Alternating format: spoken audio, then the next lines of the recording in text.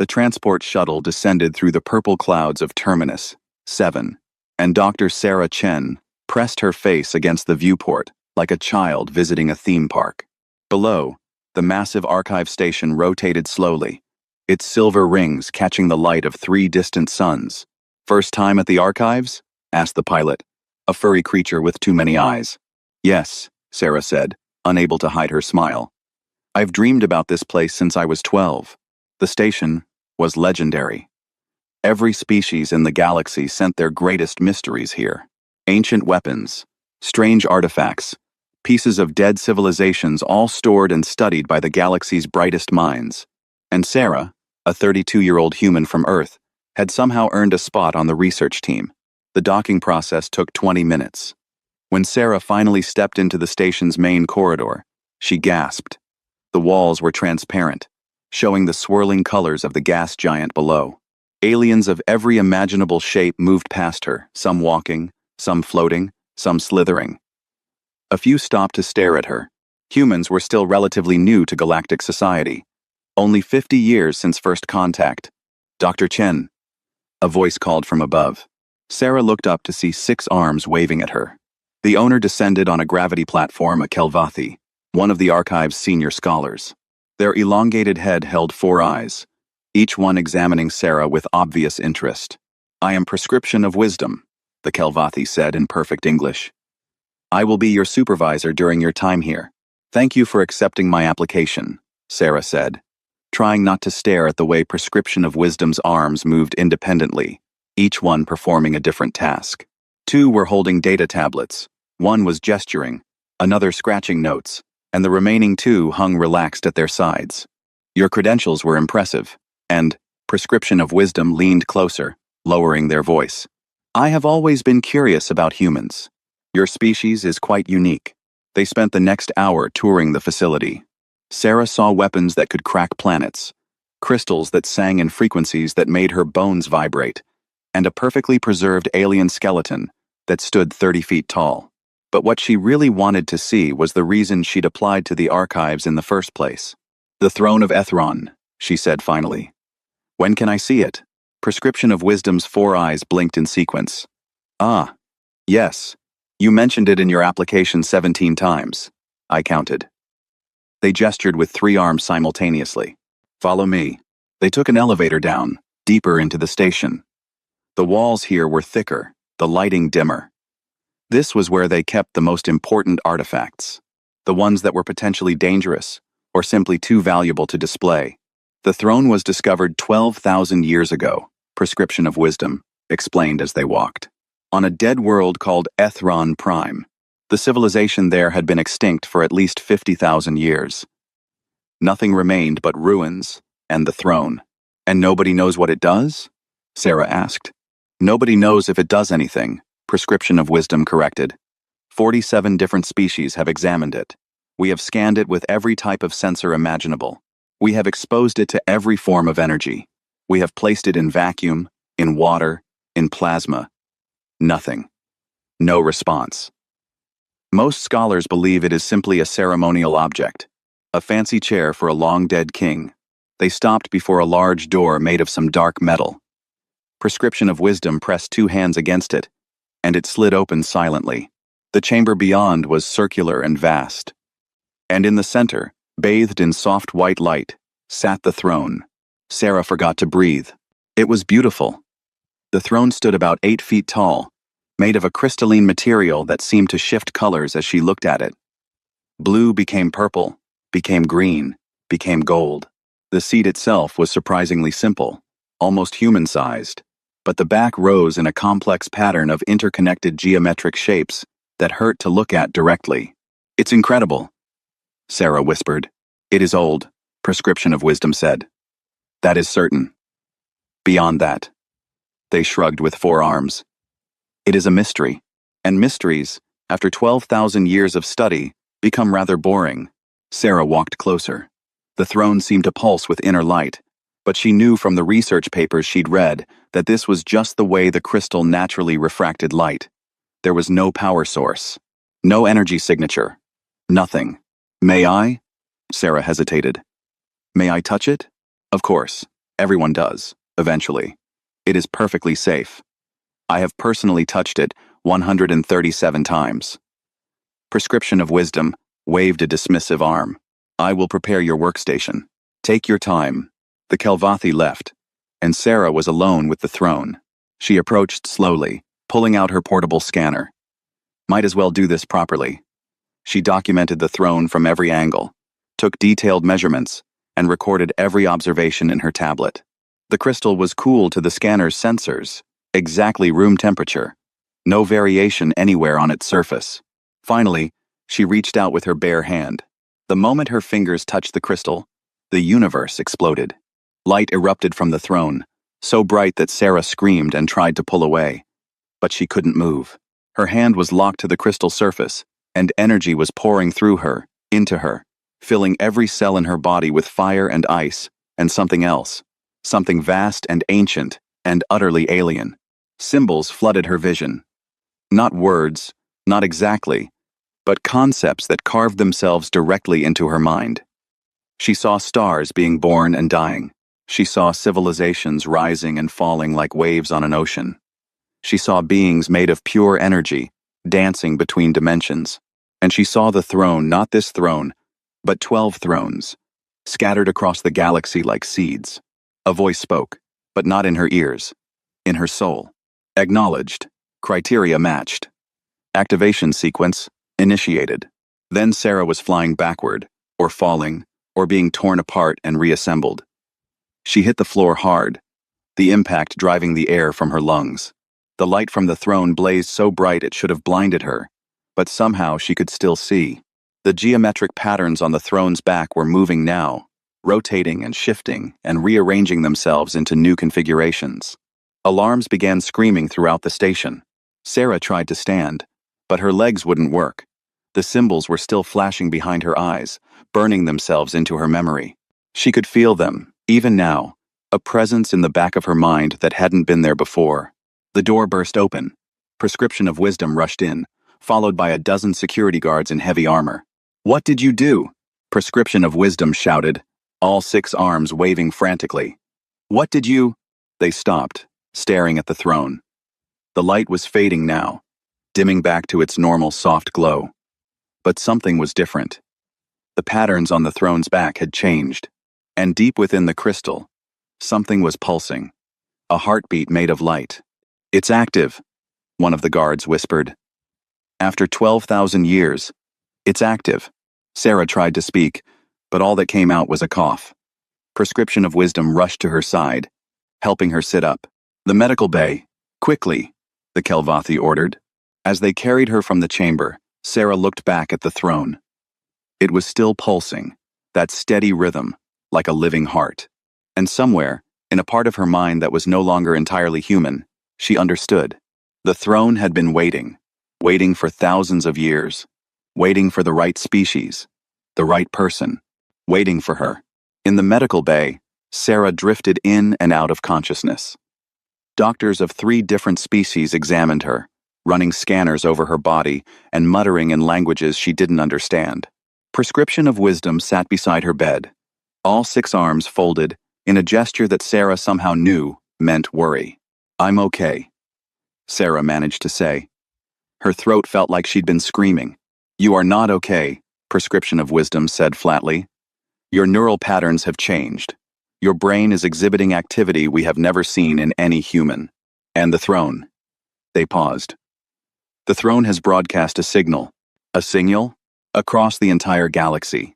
We do not know what it says, but we know it is being received. Prescription of Wisdom leaned closer, their 4 eyes reflecting genuine fear. Doctor, Chen, 3 different powers have already responded.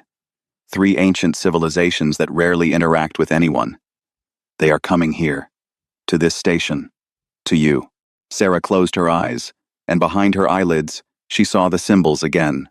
Slowly, they were beginning to make sense. They're not coming for me, she whispered. They're coming for what I've unlocked. And what is that? Sarah opened her eyes and met Prescription of Wisdom's gaze. The inheritance. The next morning, Sarah woke to find Prescription of Wisdom sitting in the same chair, though 2 of their arms were now in medical wraps. She sat up quickly, alarmed. What happened to you? I was attempting to prevent an ascendancy operative from reaching your room, the Kelvathi said calmly. They were not gentle when I refused to move. Sarah's stomach dropped. Someone tried to kill me? Not kill. Abduct. Station security intercepted them on the 3rd level. Prescription of Wisdom gestured with an unwrapped arm. The situation is deteriorating rapidly. 3 ships are now in orbit. The Ascendancy, the Collective Mind, the Preservers. Each demands we turn over the throne. And you. Why me? Because you activated it. Because whatever the throne is, it now recognizes you. Prescription of Wisdom's eyes narrowed. I must tell you something. Something the archives have kept secret for 600 years. They stood and locked the door, then activated a privacy field that made the air shimmer. We knew, Prescription of Wisdom said quietly. Not the specifics, but we knew the throne would activate for a species with certain neural characteristics. We have been monitoring new species for centuries, testing them secretly. When humanity joined the galactic community, we tested you too. Sarah felt betrayal rise in her throat like bile. You knew humans could activate it? We knew it was possible. We did not know it was certain. Prescription of Wisdom's arms writhed in distress. The council made a decision. They suppressed the information. They feared what would happen if humanity knew they could unlock ancient technology. Your species is young, aggressive, unpredictable. They decided it was safer to keep you ignorant. That wasn't their choice to make, Sarah said, her voice cold. No, it was not. Prescription of Wisdom met her gaze. Which is why I am telling you now, and why I will help you, even if it costs me my position, my life. Before Sarah could respond, the privacy field flickered. An alarm began to wail, different from the day before, deeper, more urgent. What's that? Sarah asked. Hull breach. Prescription of Wisdom's eyes went wide. They are boarding us. The door exploded inward. Sarah screamed and dove behind the bed. Through the smoke, armored figures entered sleek suits of black metal that reflected no light. Their helmets were featureless except for a single glowing eye. Dr. Chen, one of them said, their voice processed and hollow. The Ascendancy requires your presence. Come willingly, and your colleagues will not be harmed. Run. Prescription of Wisdom shouted, and hurled themselves at the soldiers. Sarah didn't think. She ran through the broken doorway into the corridor beyond. Behind her, she heard the crackle of energy weapons and Prescription of Wisdom's defiant shout.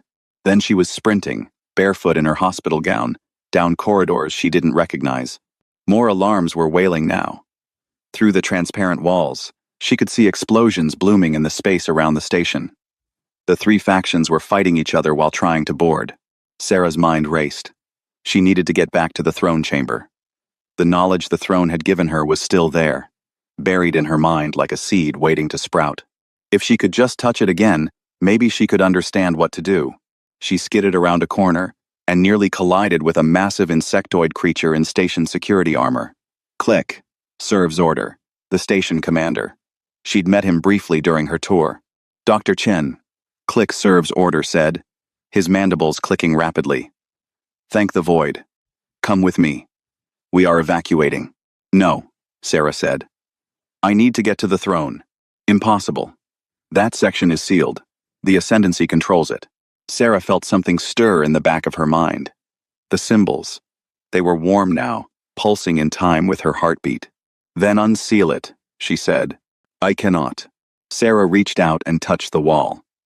She didn't know how she knew to do this, but the knowledge was simply there, as natural as breathing. The symbols in her mind blazed bright, and she felt the station around her really felt it, as if it were an extension of her own body. The wall beneath her hand lit up with the same geometric patterns that covered the throne. They spread outward like frost on a window, racing down the corridor and through the station's systems. Click serves order staggered back. What are you doing? The station is built on Ethron technology, Sarah said, and her voice sounded strange to her own ears. The archives never realized. But I can feel it. I can control it. She closed her eyes and sent her consciousness through the station's network. There, the throne chamber. 4 Ascendancy soldiers guarding it, and the throne itself, calling to her across the distance. Sarah opened the emergency bulkheads throughout that section. The soldiers' shouts of surprise were cut off as they were sealed in separate compartments, isolated from each other and from the throne. "Okay," she said, opening her eyes. "It's clear. Let's go." Click Serve's order stared at her with his compound eyes. "You should not be able to do that. Those systems have encryption that would take centuries to crack." "I'm not cracking anything. I'm asking." And the station is answering. Sarah started running again. "Are you coming or not?" They reached the throne chamber 5 minutes later. The door opened at Sarah's approach, responding to her presence like it recognized an old friend. The throne sat in the center, still pulsing with that steady heartbeat of light. Sarah walked forward and placed both hands on the crystal. This time, she was ready for the surge of information. It flowed into her more gently, images and concepts organizing themselves in her mind. And now, finally, she could understand them. The throne was a key. One of 12, scattered across the galaxy.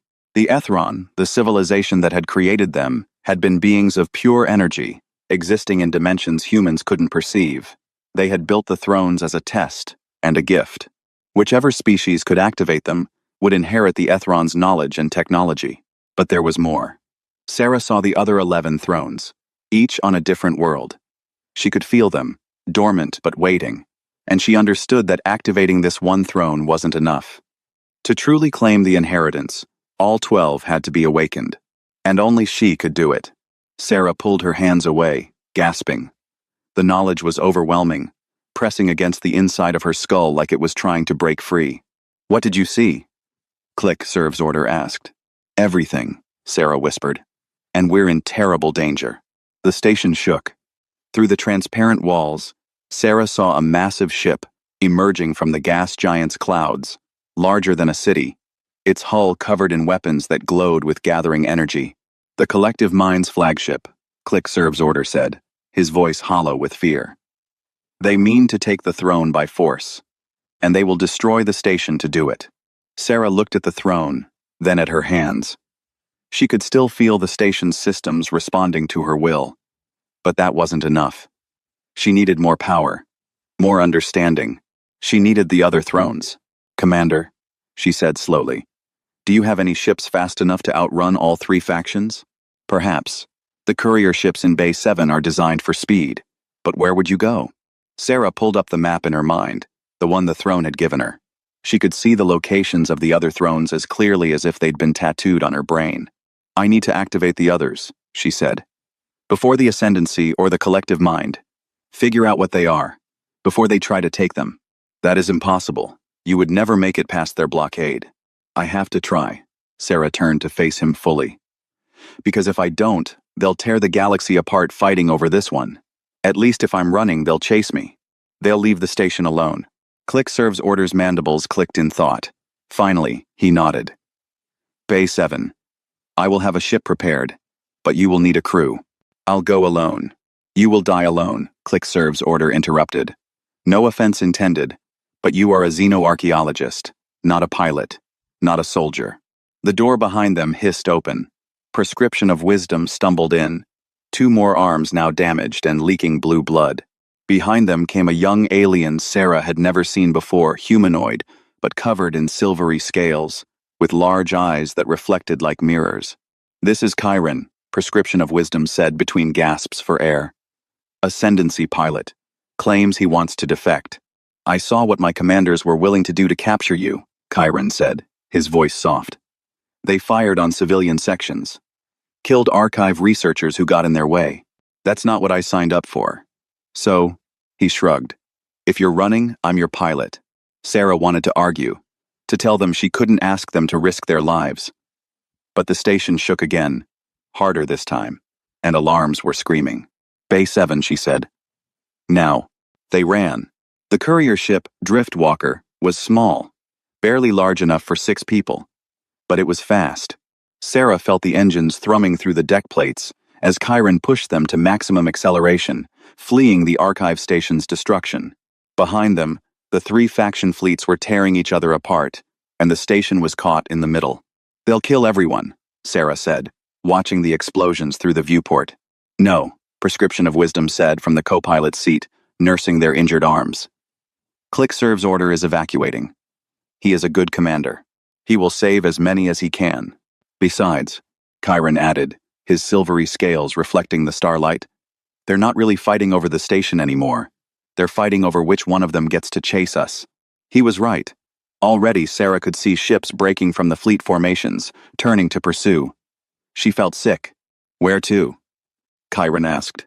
Sarah closed her eyes and consulted the map burned into her mind. 12 thrones. 11 still waiting. She chose the closest one. The Water World. Title 9. It's in the Kepler sector.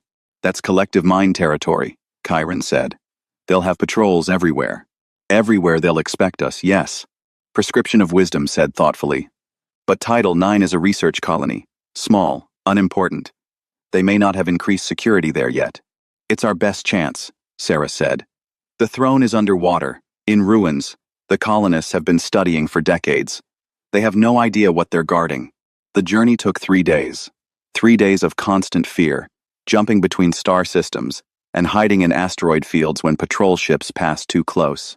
Sarah spent the time trying to understand the knowledge the throne had given her. It wasn't like learning in the normal way. The information was already there, buried deep, and she had to coax it out piece by piece, like remembering something from early childhood. She learned that the Ethron had transcended physical form 500,000 years ago. They had explored every corner of the galaxy, met every civilization, and found themselves alone in a way that filled them with terrible sadness. So they created the thrones as a way to pass on their legacy, a test to find worthy heirs. But why humans? Sarah wondered. What made her species special? The thrones couldn't give her that answer. Maybe the Ethron themselves hadn't known. Maybe they just scattered the keys and waited to see who would find them. When they arrived at Title 9, Sarah was shocked by the planet's beauty. It was entirely ocean, deep and blue, with archipelagos of floating research platforms connected by bridges. The ruins sat 300 meters down, in the twilight zone where sunlight faded to darkness. I'm not rated for pressure diving, Chiron said, studying the readings. We'll need a submersible from the colony. We can't risk contacting them, Prescription of Wisdom said. Word of what happened at the archives has spread. Every major power is looking for Dr. Chen. Then we steal one, Sarah said. Both aliens turned to stare at her. She felt her face heat up. What? I'm trying to adapt. They stole a submersible. Actually, steal was too strong a word. Sarah simply walked onto the research platform, used her newfound connection to Ethron technology to override the security systems, and walked out with a small diving craft. The whole thing took 20 minutes. This is wrong, Prescription of Wisdom muttered as they descended into the dark water. This is theft. This is against 36 archive regulations. You can file a complaint when we're done saving the galaxy, Sarah said, only half joking. The ruins appeared below them like ghosts. Massive structures of the same crystalline material as the throne, grown over with coral and anemones. Schools of bioluminescent fish swam through empty windows, creating constellations of light in the darkness. And there, in what must have once been a central plaza, sat the second throne. This one was different from the first. Where the archive's throne had been geometric and precise, this one was organic, flowing. It looked like it had been grown rather than built, with curves and spirals that seemed to move in the dancing light. Airlock won't work at this depth, Chiron said. You'll have to use a pressure suit. Sarah put on the suit, her hands shaking. The first throne had nearly overwhelmed her. What would a second one do? Only one way to find out. She cycled through the airlock and swam out into the cold ocean. The pressure suit's lights cut through the darkness as she descended to the plaza. Fish scattered at her approach. Something large and tentacled watched from the shadows but didn't come closer. Sarah touched the throne. The water around her lit up like lightning. Energy cascaded through the ruins, waking technology that had slept for eons. The throne actually sang, a vibration that Sarah felt in her bones and knowledge poured into her mind. This throne taught her about Ethron science, about bending space and time, about drawing energy from the fabric of reality itself, about technologies that seemed like magic because they operated on principles humans hadn't discovered yet. When Sarah pulled away, she was crying inside her helmet. It was too much, too vast. How could one human mind hold all of this? But it wasn't destroying her. Instead, she felt herself expanding to accommodate it. growing, changing. She swam back to the submersible. Chiron and Prescription of Wisdom were staring at her with expressions she couldn't read. Your eyes? Prescription of Wisdom said quietly. Dr. Chen? Your eyes are glowing. Sarah looked at her reflection in the submersible's metal hull. It was true. Her eyes shone with a faint golden light, the same color as the throne's energy. I'm okay, she said. I think. Let's go. We have 9 more to find. Over the next weeks, they traveled across the galaxy. Each throne presented new challenges. The third throne sat in a space station drifting through a nebula, guarded by automated defenses that nearly killed them before Sarah learned to speak their language. The fourth required them to land on a high-gravity world where every step felt like carrying someone on her back. Sarah had to crawl the last 100 meters to reach it. The fifth was in a city inhabited by peaceful aliens who welcomed them with food and song, never knowing the treasure they sheltered in their temple. With each throne, Sarah changed more. The golden light in her eyes grew brighter. Her hair began to take on a crystalline quality at the tips. She found she needed less sleep, less food. Her thoughts moved faster. Sometimes, she looked at her hands and barely recognized them. Prescription of Wisdom recorded everything, documenting humanity's transformation with scientific precision and barely concealed sorrow. You're losing yourself, the Kelvathi said one night, after Sarah had activated the 6th throne. I'm becoming something more, Sarah replied. Are you? Or is the Ethron legacy erasing you and writing something new? Sarah had no answer. At the 8th throne, hidden on an ice moon, their luck ran out. The collective mind found them. Sarah was halfway through the activation when they attacked. Energy weapons carved through the ice, and troops in environmental suits swarmed the chamber. Chiron fought with desperate courage, his stolen ascendancy pistol dropping 3 soldiers before they overwhelmed him. Prescription of Wisdom threw themselves between Sarah and the attackers, sacrificing 2 more arms to buy her seconds. Then something hit Sarah from behind, and the world went dark.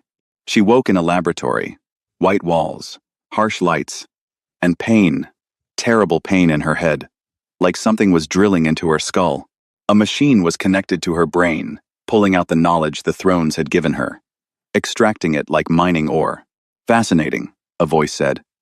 A collective mind scientist peered at her with clusters of small eyes. Your neural structure is adapting in real time. We thought we would need to dissect you to understand the activation pattern, but your brain is reorganizing the data for us. How convenient. Sarah tried to speak, to scream, but nothing came out. The pain increased. Then the wall exploded. Prescription of Wisdom stood in the gap, their remaining arms holding weapons they'd taken from guards.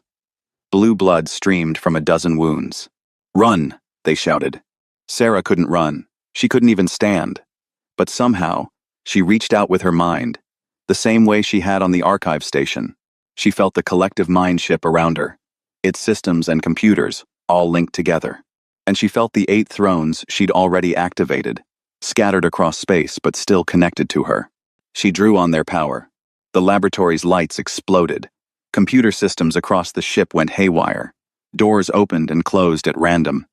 And Sarah, glowing now with golden fire, stood up. No more, she said. They escaped in a stolen shuttle. Chiron had somehow freed himself and was waiting at the dock.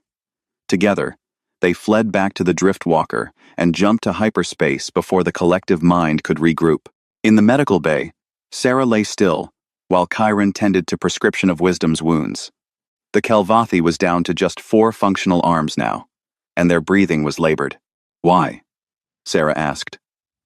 Why do you keep risking everything for me? Prescription of Wisdom's eyes met hers, and despite the pain, the alien smiled. Because you are the story of the age, they said, and someone must record it properly. Someone who was there. They coughed, blue blood on their lips. Besides, I have grown quite fond of you humans. You are terribly inconvenient, but never boring. Sarah held their hand, all 4 of them, and cried.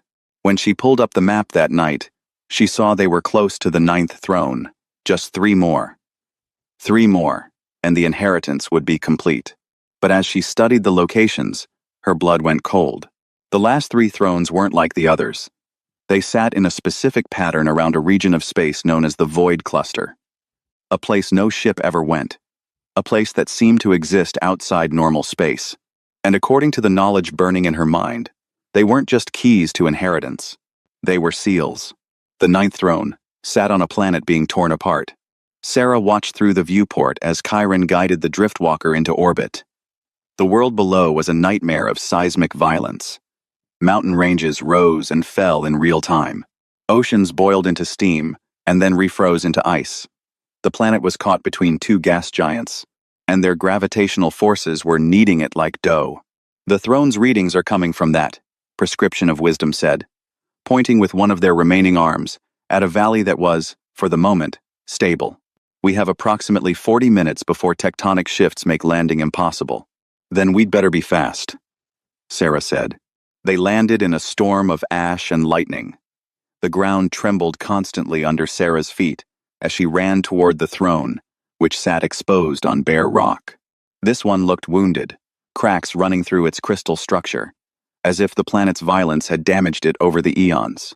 Sarah touched it, and the activation was agonizing. The knowledge that flooded into her was dark, tinged with warning. She saw the Ethron's final days, saw their civilization at its peak, and then she saw what destroyed them. The Devourer. Not a being exactly, more like a law of nature.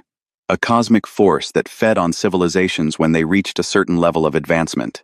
It had consumed the Ethron just as they achieved their greatest transcendence, drinking in their knowledge and power, and leaving nothing behind but empty ruins. The Ethron had fought it, and they had won, barely, at the cost of their existence. They had imprisoned the Devourer using the throne network, turning it into a cage that spanned the galaxy. The first 9 thrones were keys, yes, but the last 3 were locks. And Sarah had been racing to open them. She pulled away from the throne, gasping, as the ground split open beneath her feet. Chiron dragged her back, and they ran for the ship as the planet tried to shake itself to pieces. In orbit, Sarah told them what she'd learned. "So this has all been a trap," Chiron said bitterly. "The inheritance was bait. The Devourer wanted us to free it, not a trap," Sarah said slowly. "A test.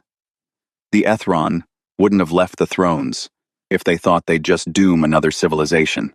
They needed a species capable of opening the cage but wise enough not to. And you think humans are wise?" Prescription of Wisdom said. Their voice was weak. The injuries from the collective mind ship were getting worse, not better. "I think humans are stubborn," Sarah replied. "We don't give up. And we don't let others make our choices for us." She pulled up the map again. The 10th throne was near, in a system with a dying star. And all 3 faction fleets were converging on it. They'd finally figured out the pattern. "They're going to finish what we started," Chiron said. "They're going to open the cage. Not if we get there first." The 10th throne floated in space, on the remnants of a planet that had been consumed by its expanding sun. Massive solar flares licked at the ruins, and radiation levels were lethal. "I can shield the ship for 10 minutes, Chiron said. "No more. I'll be fast." Sarah suited up and jetted across the gap, her suit's radiation warnings screaming. The throne sat in what had once been a grand hall, now exposed to vacuum and stellar fire. She had to dodge around chunks of debris that were slowly falling into the sun. When she touched this throne, she saw the faces of the Ethron. Not their physical forms, they'd abandoned those long ago, but their essences. Individual minds, each one vast and complex. And she heard their final message, left for whoever would inherit their legacy. "We made a mistake. We grew too quickly, reached too high, without understanding the balance of the cosmos. The Devourer is not evil. It is correction. A force that ensures no single civilization grows so large, it threatens the fabric of reality itself. We imprisoned it because we feared death. But in doing so, we may have created something worse. Use our knowledge wisely. Do not repeat our error. And if you can, find a way to restore the balance without releasing the Devourer or keeping it chained forever. That is the true test." Sarah returned to the ship just as all 3 faction fleets arrived. The space around them lit up with weapons fire. Dozens of ships, all focused on the ruins and the throne. They were firing on each other, but also firing at anything that moved. "We need to run," Chiron shouted. "Not yet." Sarah closed her eyes and reached out, drawing on all 10 activated thrones. Golden light erupted from her body, so bright that Chiron and Prescription of Wisdom had to look away. Sarah felt the faction ships around her, felt their computers and weapons and life support systems, felt the Ethron technology woven into all of them. Every spacefaring species in the galaxy had reverse-engineered ancient ruins, whether they knew it or not. She spoke to that technology, and it listened. Every ship in the system shut down simultaneously. Weapons went offline. Engines died. Life support remained active, but nothing else. The battle simply stopped. "What did you do?" Prescription of Wisdom whispered. "I asked them nicely to take a break," Sarah said. Her voice sounded strange, layered with harmonics that human vocal cords shouldn't have been able to produce. "Now we go." "One more throne. 2 more," Chiron corrected, checking the map. "2 more seals. 1, Sarah said firmly. "Because I'm not opening the last seal." "Then how will you complete the inheritance?" Prescription of Wisdom asked. Sarah met their eyes, her own blazing with golden light. "I'm going to change the test." The 11th throne was in the Void Cluster. Just being near the region made reality feel thin, fragile. Space itself looked wrong here. Colors that shouldn't exist swirling in the darkness. The throne sat on an asteroid that orbited nothing, held in place by forces that defied physics. Getting to it required Chiron to navigate through gravitational anomalies that would have crushed a normal ship. As they approached, Sarah felt the devourer for the first time. It was aware. It was hungry. And it knew she was coming. "I do not like this," Prescription of Wisdom said. All their translators' languages must have failed them, because they said it in their native tongue, a series of clicks and whistles that somehow conveyed pure dread. Sarah suited up again. But before she could enter the airlock, Chiron stopped her. "I know what you're planning," he said quietly. "You're going to activate it, and then offer yourself as a sacrifice to reseal the devourer. Aren't you?" Sarah didn't answer. "Don't," Chiron said. "Please. There has to be another way." The Ethron's message said to find balance. Maybe that means someone has to stay and keep the devourer calm. Someone it can feed on slowly, sustainably, instead of consuming whole civilizations. "That is not balance," Prescription of Wisdom said, suddenly at her elbow. "That is suicide. I'm already barely human anymore," Sarah said, gesturing at her glowing eyes, her crystalline hair. "Maybe this is what I was supposed to become. The bridge between the devourer and the rest of the galaxy." "No." Chiron's voice was hard. "The test wasn't individual sacrifice. It was cooperation. The Ethron failed because they tried to handle everything alone. Don't make the same mistake." Sarah stared at him. Then at Prescription of Wisdom, who nodded with all 4 of their good arms. "The pilot makes a fair point," the Kelvathi said, "for a defector and a criminal." "Hey," Chiron protested. Despite everything, Sarah smiled. "Okay. So what do? We activate the 11th throne together," Prescription of Wisdom said. "Multiple species, multiple minds. We show the devourer that the galaxy has changed, that civilizations can work together now, that maybe we've learned what the Ethron never did." "Will that work?" Sarah asked. "Absolutely not," Prescription of Wisdom said cheerfully. "But it is a better plan than yours." They all suited up. Together, they jetted across to the asteroid and approached the throne. This one was the largest yet, and the most alien. It seemed to exist in multiple dimensions simultaneously, its edges blurring into spaces that hurt to perceive. "On 3, Sarah said. They placed their hands, all of them, human and Kelvathi, and scaled on the throne together. The devourer's awareness slammed into them like a physical blow. Sarah felt its hunger, its rage at being imprisoned. But she also felt something else. Loneliness. Pain. The devourer wasn't a monster. It was a tool, created by forces even older than the Ethron, designed to prevent universal entropy by recycling civilizations. But it had been locked away so long it had gone mad. Sarah spoke to it, not with words but with the knowledge the thrones had given her. She showed it the galaxy as it was now. Thousands of species, working together, learning from each other, growing not as individual civilizations racing toward transcendence, but as a community. She showed it humanity's stubbornness, Chiron's courage to abandon his people's cruelty, Prescription of Wisdom's dedication to truth, even at terrible cost. And she asked the devourer a question. What if you didn't need to consume entire civilizations? What if you could be part of the balance instead of the end? The devourer considered this. For a moment that stretched toward eternity, Sarah felt its vast consciousness, weighing options that spanned millennia. Then it answered. The three of them were thrown backward, gasping. The throne blazed with light, not golden like before, but a deep purple that seemed to contain infinity. Did it work? Chiron asked. Sarah felt the change rippling through the galaxy. The first 10 thrones, all pulsing in a new rhythm. And the 11th, no longer a seal, but something else. A gateway. A diplomatic channel. It worked, she whispered. The devourer agreed. It will remain separate from our dimension, but it will communicate. It will help maintain balance. And in exchange, civilizations that reach a certain level will contribute knowledge willingly. Feed it information instead of being consumed. So we made a deal with a cosmic horror, Chiron said.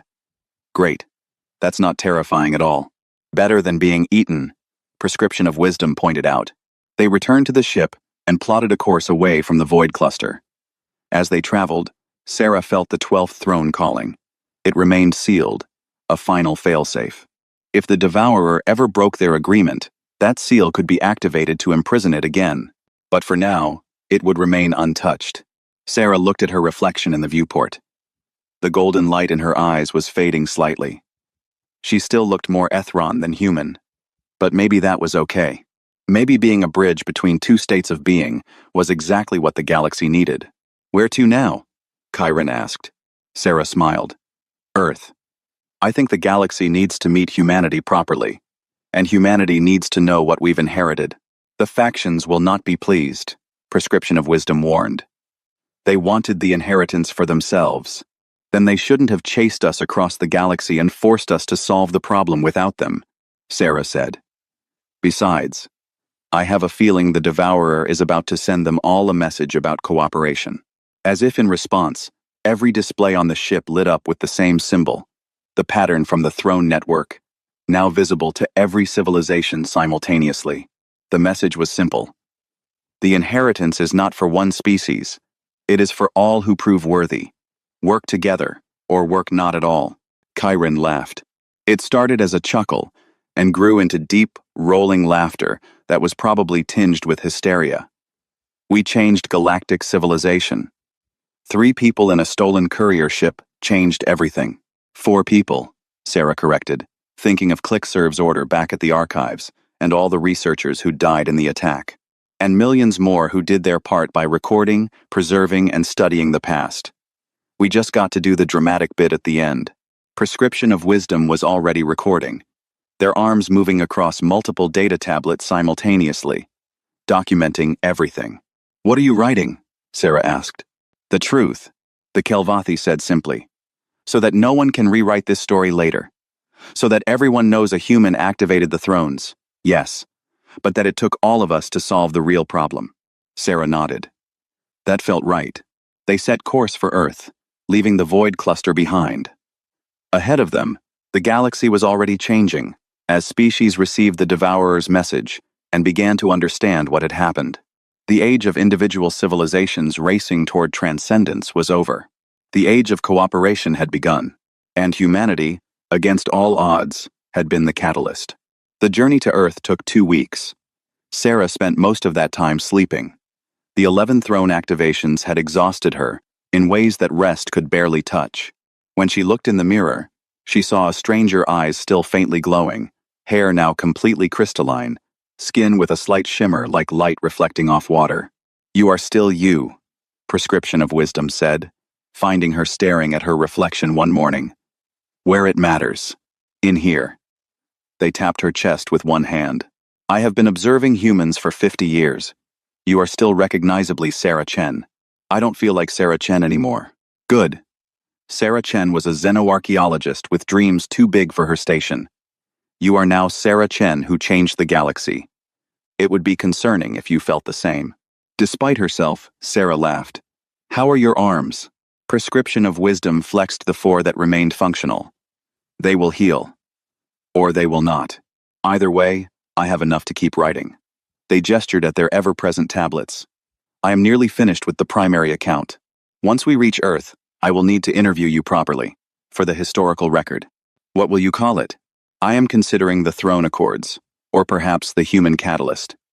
Though Chiron suggested how 3 idiots accidentally saved the galaxy, which has a certain charm. This time Sarah's laugh was genuine. It felt good. It felt human. When Earth appeared in the viewport, Sarah cried. She'd been gone less than 2 months, but it felt like a lifetime. The blue-green marble hung in space, completely unaware of what had happened in the greater galaxy. The throne activations, the battles, the deal with the Devourer, none of it had touched Earth directly. Yet, they are hailing us, Chiron said. Earth Defense Force. They want to know why a ship with collective mind energy signatures is approaching. Tell them, Doctor. Sarah Chen requests permission to land. Tell them I need to speak with the Global Council. That is not going to work. Tell them I activated the Ethron thrones, and I'm carrying a message that concerns every human alive. Silence. Then. They are conferencing with someone. Multiple someones. This is causing quite a stir.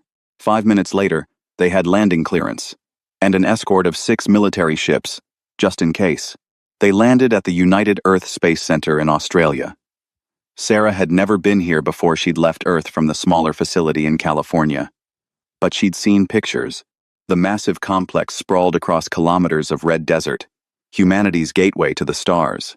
The airlock opened, and Sarah took her first breath of Earth air in months. It smelled like eucalyptus, and dust, and home. A delegation waited on the landing pad. Diplomats in formal suits, military officers in dress uniforms, and scientists in practical clothes. At the front stood Ambassador Marcus West, Earth's primary representative to the Galactic Council. He stared at Sarah, his eyes widening as he took in her altered appearance. Dr. Chen? His voice was uncertain. It's me, Ambassador. I know I look different. We need to talk. Privately. And you'll want to include everyone who makes decisions about humanity's future, because what I'm about to tell you will change everything. They were taken to a secure conference room deep inside the complex. Prescription of Wisdom and Chiron came too, despite protests from security. Sarah insisted. They saved my life, multiple times. If humanity is going to join the galactic community properly, we need to start by trusting our allies. The conference room filled quickly. The Global Council connected via hologram representatives from every Earth nation, all watching with expressions ranging from curiosity to suspicion. Sarah told them everything. She spoke for 2 hours, describing the thrones, the Ethron, the 3 factions' pursuit, and the Devourer. She explained what the inheritance meant and what humanity had accidentally claimed, and she told them about the deal she'd made, the new galactic order that was forming. When she finished, there was silence. Then everyone started talking at once. You made a deal with a cosmic entity without consulting Earth? We have rights to ancient alien technology? What does this mean for our treaties with other species? Are we in danger? Ambassador West held up his hands for quiet. Dr. Chen, I understand you did what you thought was necessary. But you've put Earth in an incredibly complicated position. The other civilizations will see us as either incredibly lucky or incredibly threatening. I know, Sarah said. That's why I came back. Humanity needs to decide who we want to be in this new galaxy. The thrones gave me knowledge and power, but they belong to all of us. I'm not keeping them. More silence. You want to share it? Someone asked. The Ethron inheritance? I want to teach it, Sarah corrected. To humans, yes, but also to anyone who wants to learn. The whole point of the deal with the Devourer was cooperation. If I hoard this knowledge, I become exactly what the Ethron were, isolated and doomed. Prescription of Wisdom leaned forward, all 4 arms gesturing for attention. If I may speak, I represent the Galactic Archives, and I have been documenting Dr. Chen's journey. What she accomplished was not a human victory or an alien defeat. It was proof that the current galactic order is flawed. The Ascendancy, the collective mind, the Preservers, they all saw the thrones as tools for domination. Only Dr. Chen and her companions saw them as a puzzle to solve together. Pretty words, one of the council members said via hologram. But this puts a target on every human in the galaxy. The target was always there, Chiron said quietly. It was the first time he'd spoken. Do you know why I defected from the Ascendancy? Because they feared you. Humans. They feared your adaptability, your tendency to do the impossible. They talked about you the way my people used to talk about dangerous predators.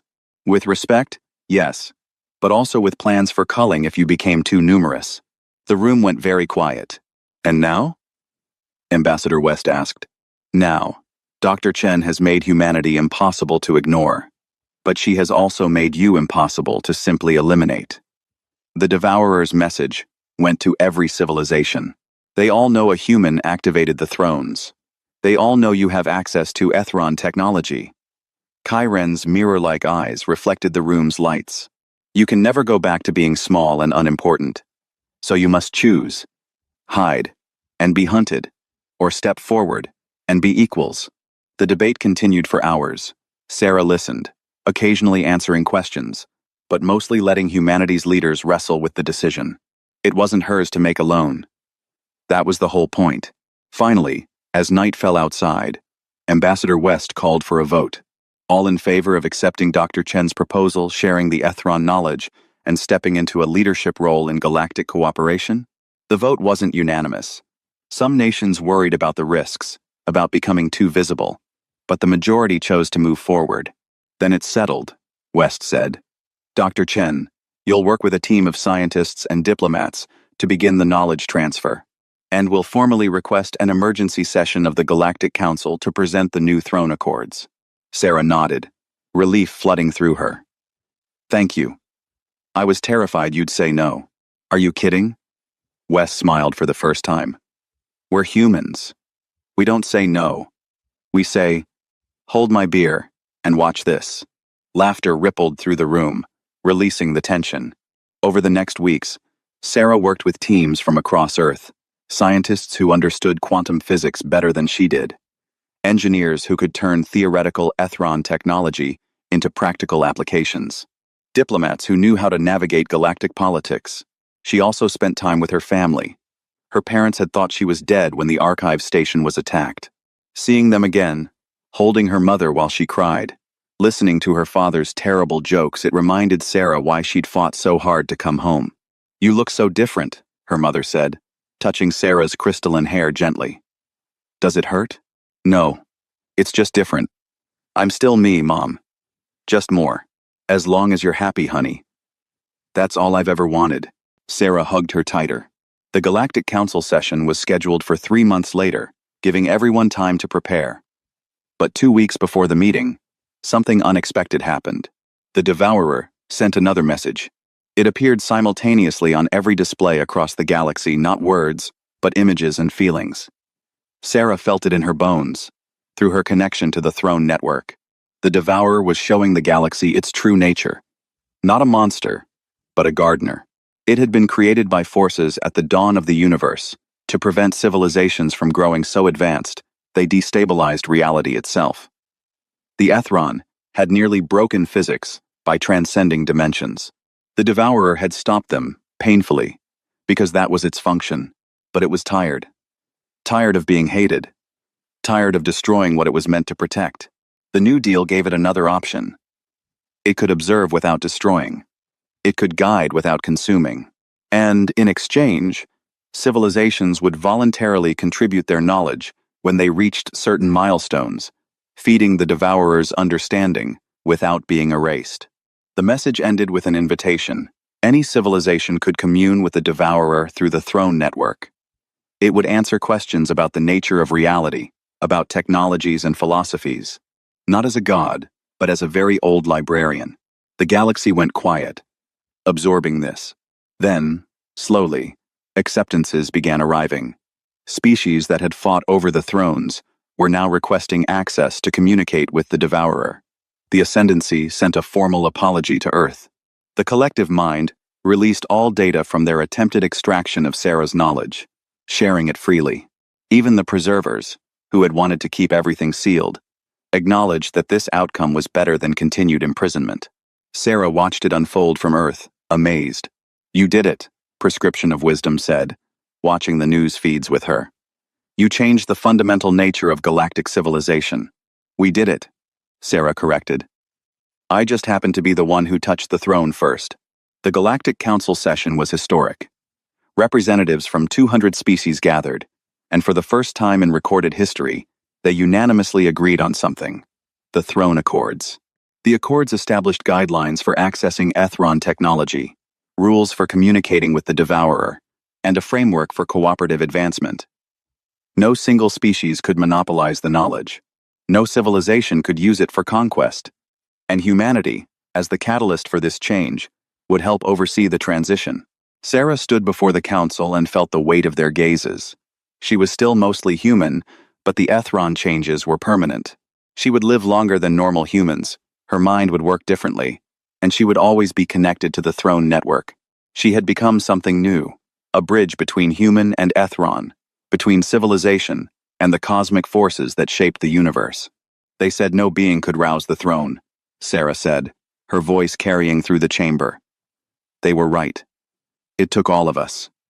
And that's the real lesson here. The Ethron failed because they tried to handle everything alone. They became so advanced, so isolated, that when the Devourer came for them, they had no allies, no one to help them find a better solution. She looked around at the assembled species, so different from each other, yet all capable of working together. We have a chance they didn't have. We have each other. Let's not waste it. The council erupted in the closest thing to applause that 200 different species could manage a cacophony of sounds and gestures that somehow felt unified. Sarah stepped down from the podium and found Prescription of Wisdom waiting. I finished the book, the Kelvathi said, holding up a data crystal. The complete historical record, from your arrival at the archives to this moment. What did you call it? They said no being could rouse the throne, until a human arrived. It seemed appropriate. Prescription of Wisdoms. 4 eyes sparkled with amusement. Also, it will sell extremely well. I am donating all profits to rebuilding the archive station. You're a good friend, Sarah said. I am a good historian, Prescription of Wisdom corrected. The friendship was an unexpected bonus. Chiron joined them, looking uncomfortable in formal diplomatic clothes. So what now? We're heroes, apparently. There's talk of medals and monuments and other things that sound boring. Sarah laughed. Now we get to do the hard part. Living up to what we've started. Great, Chiron muttered. I was hoping for vacation. They left the council chamber together. 3 people who had accidentally saved the galaxy by refusing to accept that something was impossible. Behind them, civilizations that had been enemies for millennia were shaking hands and tentacles and various other appendages, beginning the slow work of cooperation. Sarah looked back once, at the monument they were already planning to build. A statue of the throne, with 12 figures of different species standing around it, hands joined. It was aspirational. It was hopeful. It was very human. And maybe, Sarah thought, that was exactly what the galaxy needed. A little human stubbornness, a little human hope, a little human refusal to accept that the universe was too big, too old, too complicated for one person to make a difference. She touched the throne network in her mind, felt it humming across the galaxy. Somewhere in the dark, the Devourer was learning to be part of the garden instead of the ending of it. Somewhere in the void, 11 thrones pulsed with patient light, waiting for the next chapter. And somewhere on a blue-green planet that had only just stepped onto the galactic stage, humanity was preparing to show the universe what they did best: the impossible. Together,